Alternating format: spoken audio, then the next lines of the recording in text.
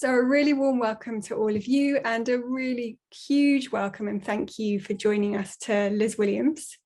So Liz is a Mindfulness in Schools project trainer who you may already be familiar with. She's really passionate about the potential for mindfulness to help staff and learners in all sectors of education to cope and to connect and to flourish and to empower change. She teaches mindfulness to children and adults with a focus on education. And she's built on a long career in education herself. She started as a primary school teacher and a head teacher, and ended up as head of children and young people's strategy in the Welsh government. So she's been co-leading the development of a mindfulness toolkit to help schools in Wales strategically plan the introduction of mindfulness in the most effective way to support the developing whole school approach to mental and emotional health and the health and wellbeing area of learning and experience in the new curriculum for Wales, which is going to be launching in September 2022. She's also an associate of Mindfulness in Action, where she's part of a team developing and delivering mindfulness for education leaders in partnership with the National Academy for Education, Leadership Wales's innovation programme. And Liz, I don't know how you get time to do all this. She's also chair of Mindfulness Wales, which is a charitable organisation set up to enable mindfulness to support Wales to become a more compassionate, fairer, kinder society. So thank you, Liz, very much for joining us. And today is really to hear from you both, obviously what's going on in Wales, but also so that other nations can learn from Wales and what you've been doing. So it would be really helpful maybe to begin with, to sort of set the scene with, well, where is mindfulness in Wales now, particularly obviously in the context of education? Oh, what's such an important point. Thank you so much, Elinor, and it's just lovely to be able to talk about this. I'm afraid you might have to shut me up and get me off the soapbox. I'm a bit passionate about this, but we're at such a crucial time with such potential.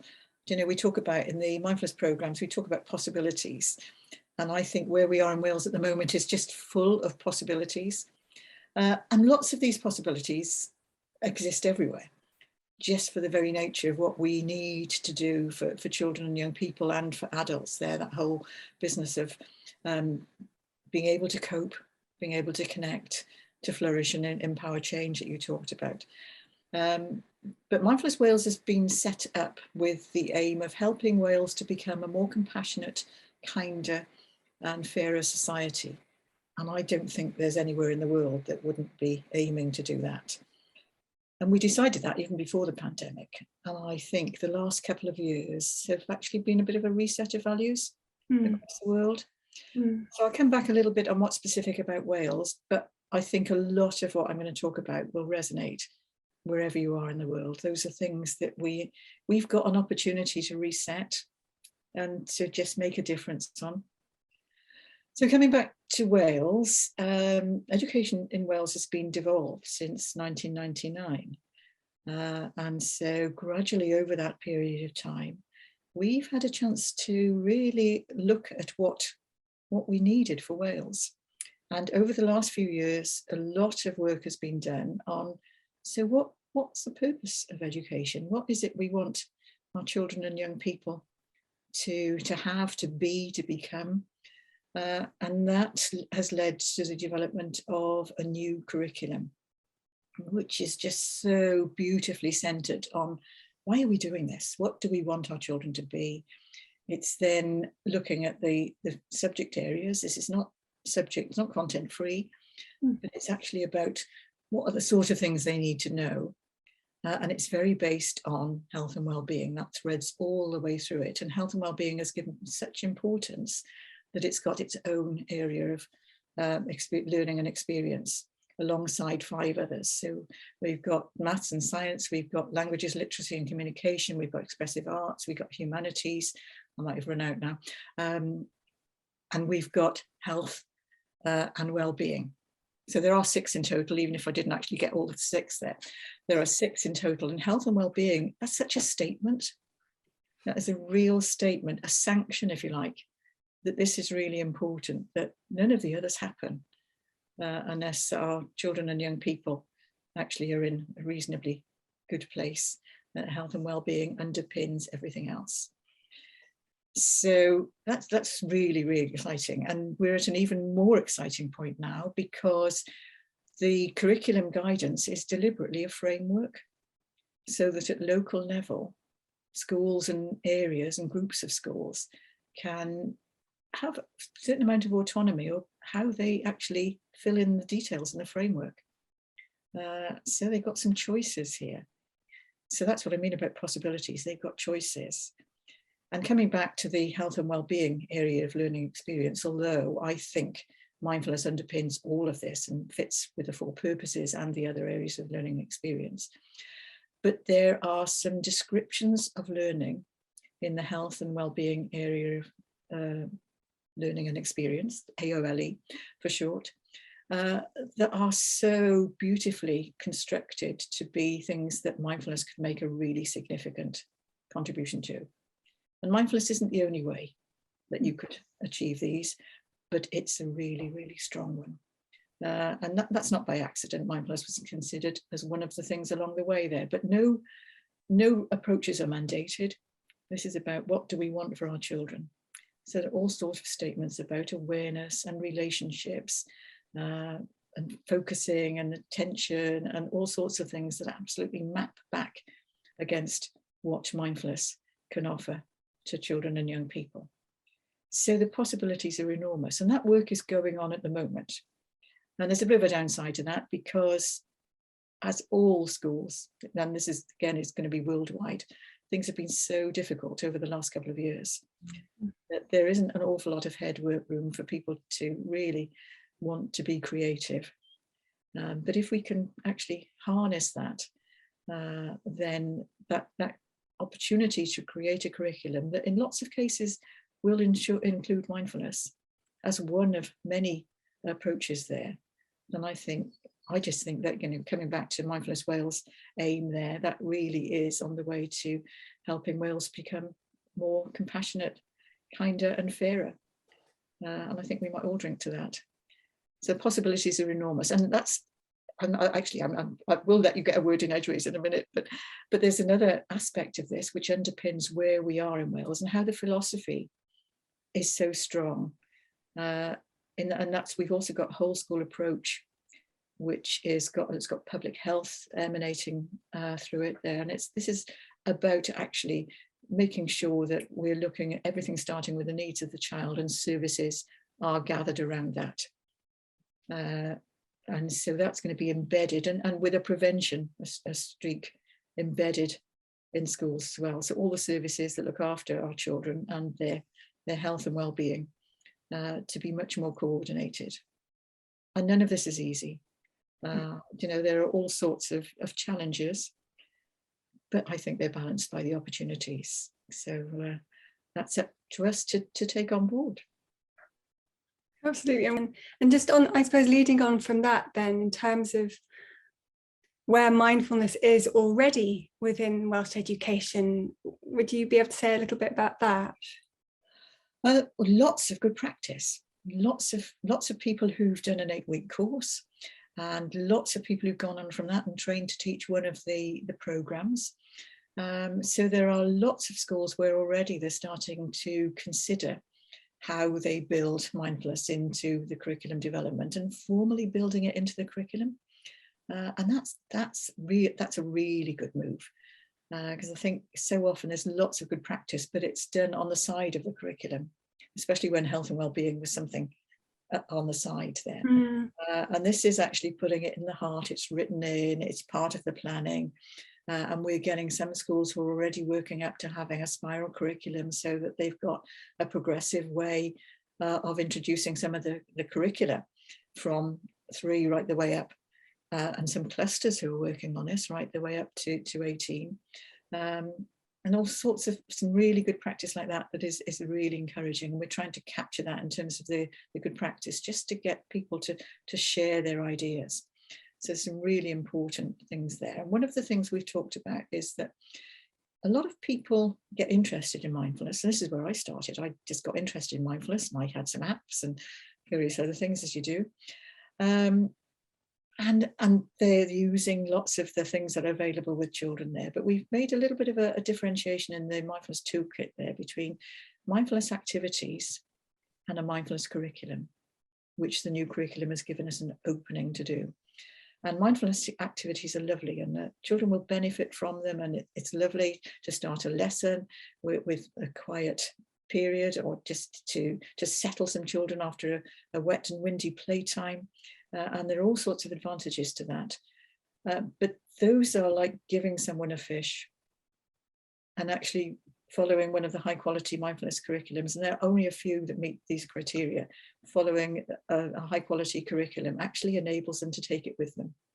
This is about embedding it in school life, but actually letting children have something that they'll remember.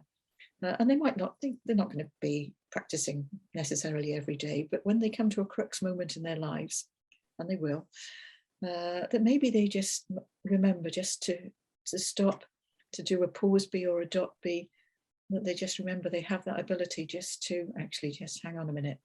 Let me just take those few breaths, plant my feet on the floor, and then maybe they make a better decision, a better choice about whatever options were available to them. And it could be something as simple as that. And some of the practices we do, of course, are a lot more complex than that. But those are the sorts of things you want them to take with them. And that's giving them a fish and enabling them to feed themselves for life. Yeah, might be mixing my metaphors there, but that's how important it is there. And the criteria we used when we were developing the toolkit, Estyn, the inspectorate in Wales, produced a review of what makes an impact in well-being, on pupils' well-being. And they looked at a number of the well-used programs, and they didn't actually look at mindfulness, which wasn't terribly prevalent then. This is going back several years. We looked at things like SEAL and some other programs there. And the factors of a successful well-being program were that it had training for staff, that in order to enable them to teach that to children, there was another step, and there needed to be some extra training to enable them to teach children. Where possible, you might have parents involved, that the leadership was on board.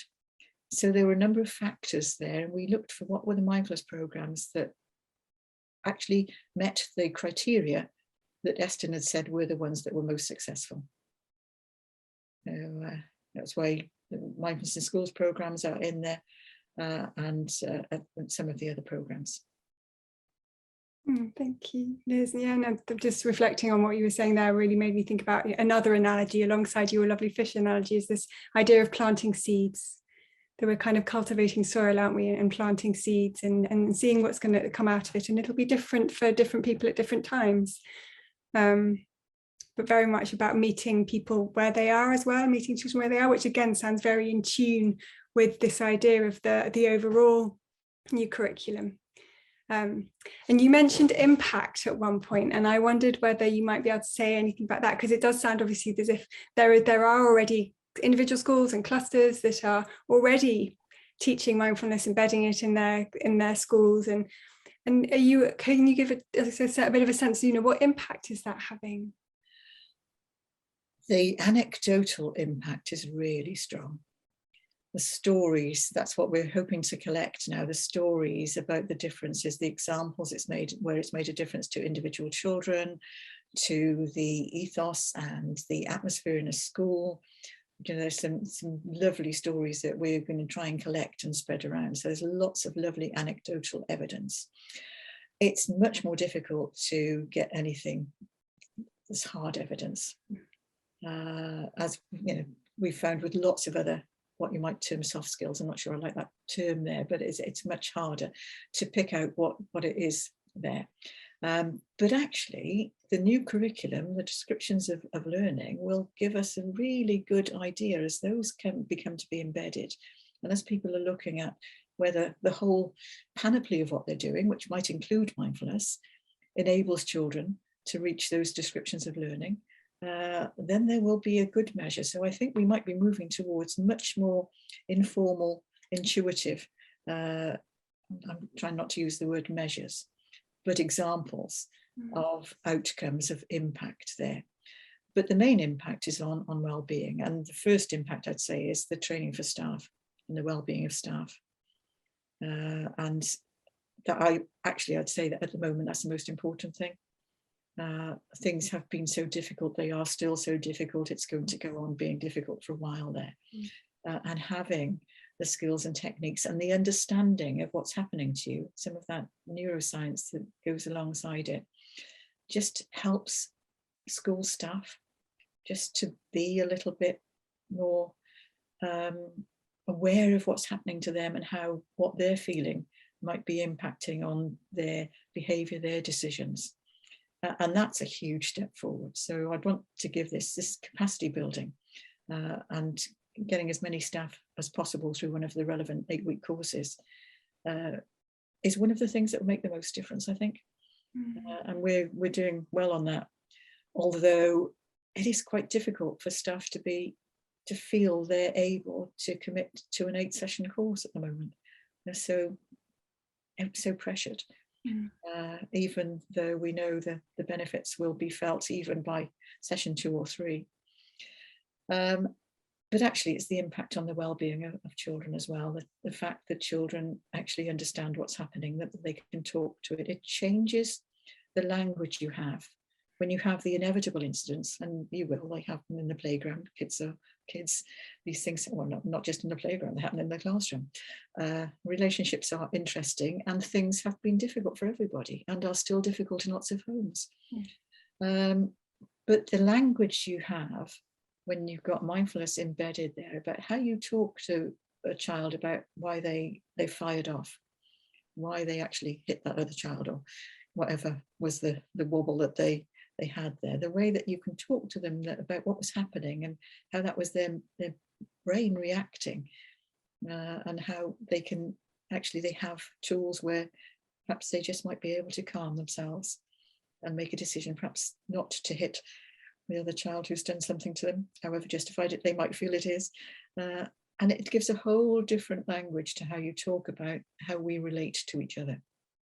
And that whole aspect of connection, I'm just becoming more and more, my understanding is developing more and more about the importance of connection and relationships and our networks, whether it's connection with each other or connection with the world and nature and the environment.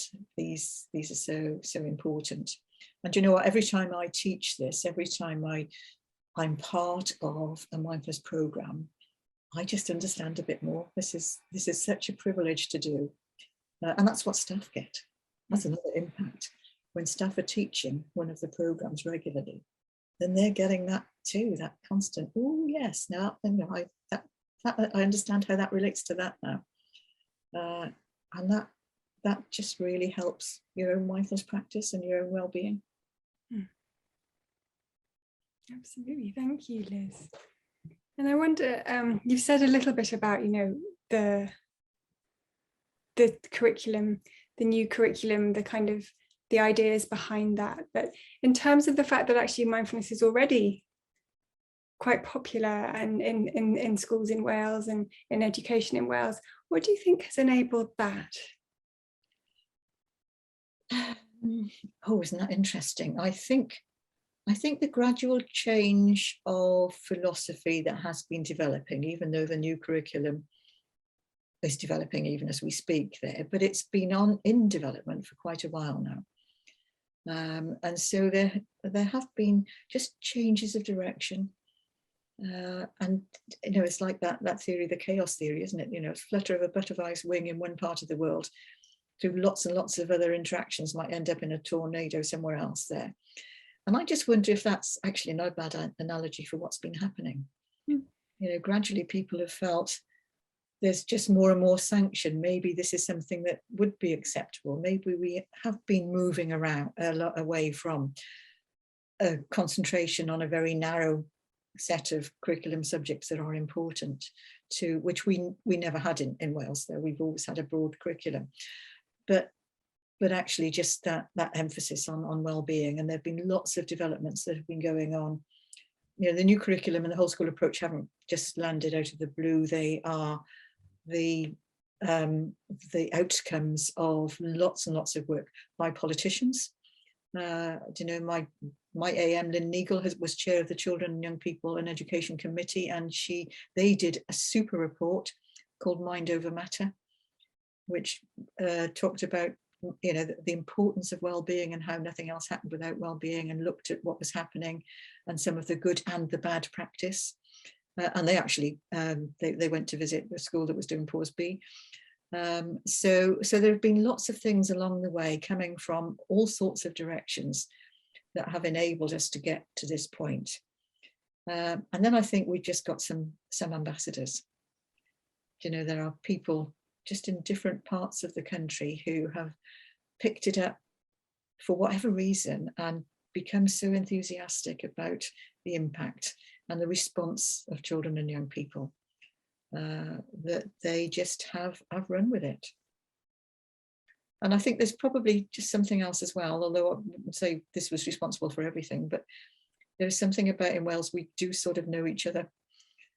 We have been able to reach out and find other people who are working on mindfulness. And that gives you a little group. And that's hugely helpful. I would say for anyone who's trying to do it out there on their own, find some friends. It's so encouraging, and just being able to share what's happened and what you've done. And so there is a sort of growing group. There's a subgroup of Mindfulness Wales, which is an education support group. And they just asked for, can we just have a vehicle just to get together and share some ideas. That's still embryonic, but that's been really, really useful, just knowing each other and being able to reach out and make connections, and everybody knows somebody else.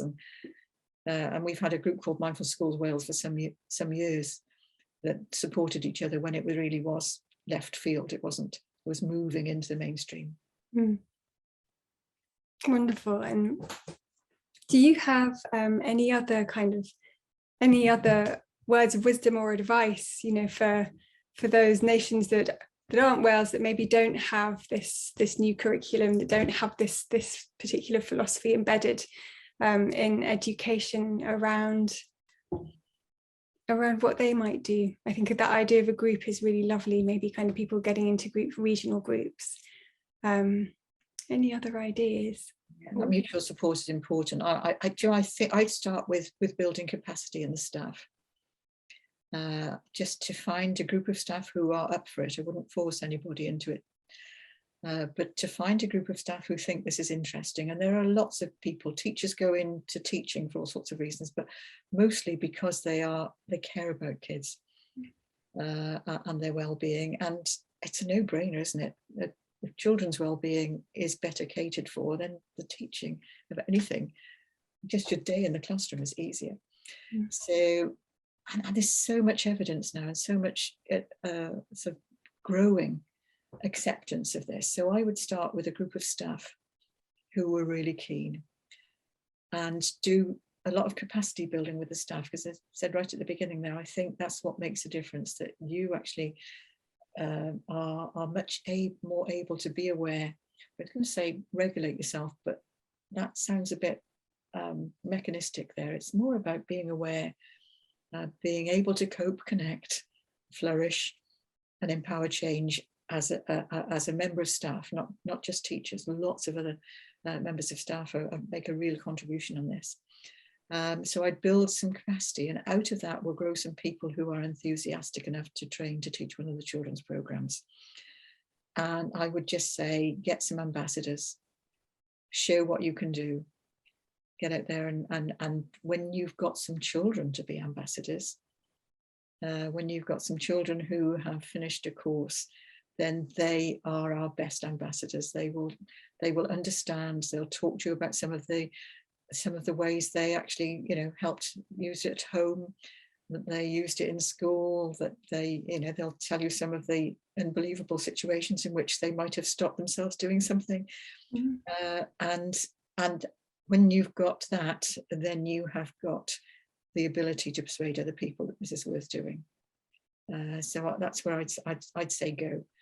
And that's where I think we are at the moment in Wales, that we've got enough good practice around, probably in nearly every area of Wales. There though that's not quite so important now with Zoom, is it? You know, we can get in touch with each other, but I think we've got enough there to gather some of that. We've got lots of ambassadors out there, and that's how you spread it. Peer ambassadors are the most influential, I think. Wonderful. Thank you so much, Liz. And I hope that's helpful to everyone who's listening as well, and inspiring as well. So something, if you'd be happy to share with us, it would be lovely to hear about your own professional journey that has led you through education to mindfulness and to this point. Oh, that's interesting to me anyway.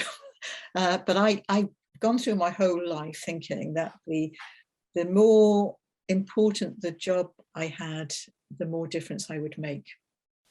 And so I was a primary teacher, head teacher, advisor.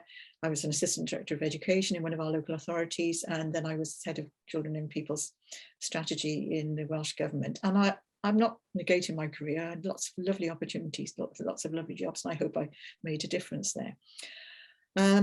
And actually, over the while, as I indicated, I messed around with mindfulness. I had done some apps, and I'd found this is quite useful, and I thought I was on it there.